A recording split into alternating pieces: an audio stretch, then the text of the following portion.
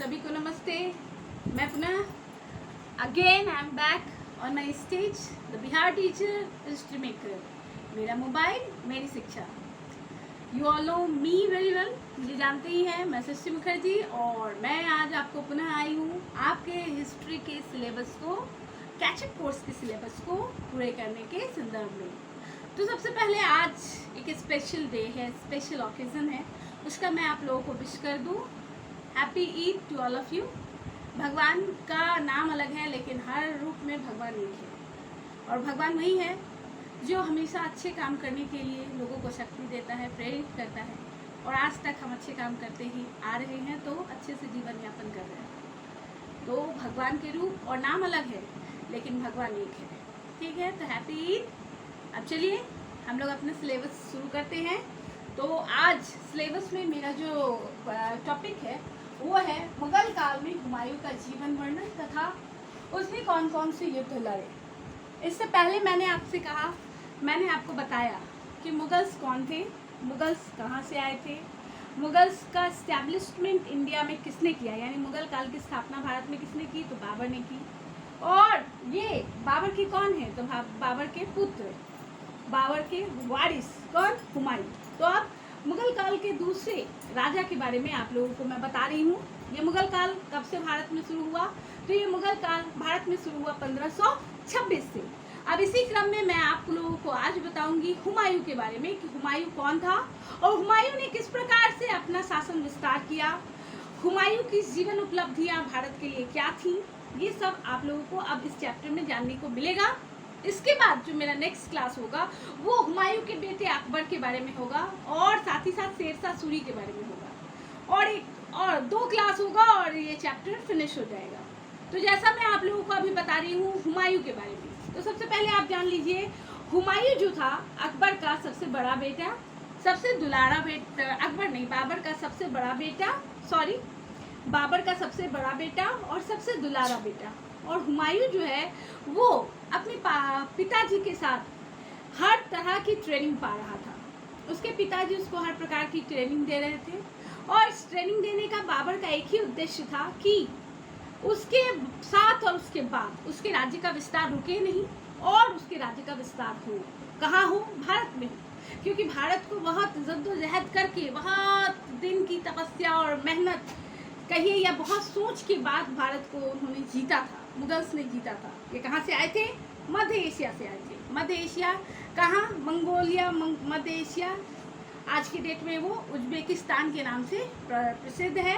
और काबुल, कंधार होते हुए ये भारत के उत्तर, भारत का जो मानचित्र है इसमें जो आप जम्मू कश्मीर देखते हो, जम्मू कश्मीर के बाद जो ऊपर बॉर्डर लाइन होता है चाइना और पाकिस्तान होते हुए, पाकिस्तान चाइना होते हुए जो बाहर निकलता है, तो उस रास्ते से वो रूट लैंड है, और उस रास्ते से ये भारत में घोड़े, हाथी, रथ, बल लेकर आए थे। ठीक है, तब ये जब बाबर आए, बाबर ने इस्टेब्लिशमेंट कर दी। बाबर ने किसको हराया, इब्राहिम लोदी को हराया।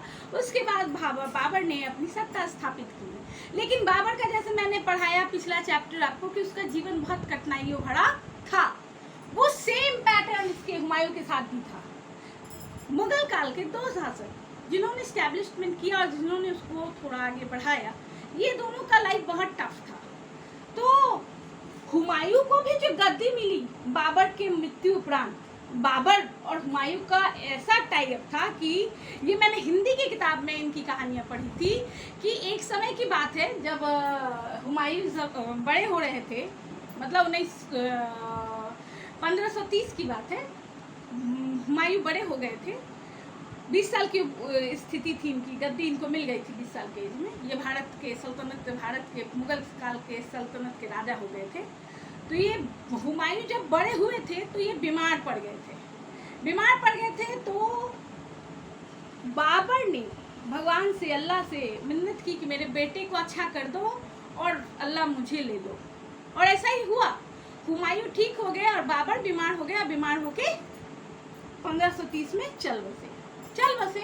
तब हुमायूं का राज्याभिषेक तो पहले ही अपने पिता के समय में ही हो गया था, बीमार पड़ गए थे बाबर, तो ये पिता के समय ही राजा गद्दी इनको मिल गया था। राजगद्दी मिलने के बाद का जो इतिहास है इनका बहुत टफ रहा है। यहाँ मैं आपको आपको दिखा रही हूँ, 2 डेट है, एक है 1530 से 1540 और एक है 1555 से 1556। यानी ये 2 रिजिम मुगल काल के शासक हुए थे, भारत और दिल्ली के राजा हुए थे, 2 रिजिम, ठीक है ना। तो अब हम लोग जानेंगे कि हुमायूं जो बाबर का लड़का था, बाबर की तरह तो ये था, लेकिन कि उतना ज्यादा आक्रोशी नहीं था, उतना ज्यादा बड़बड़ नहीं था, उतना ज्यादा निर्दयी नहीं था। इसमें माया दया नाम की चीज थी। बोला जाता है हुमायूं सॉफ्ट हार्टेड था, हुमायूं अच्छा था, हुमायूं बहुत नॉर्मल था।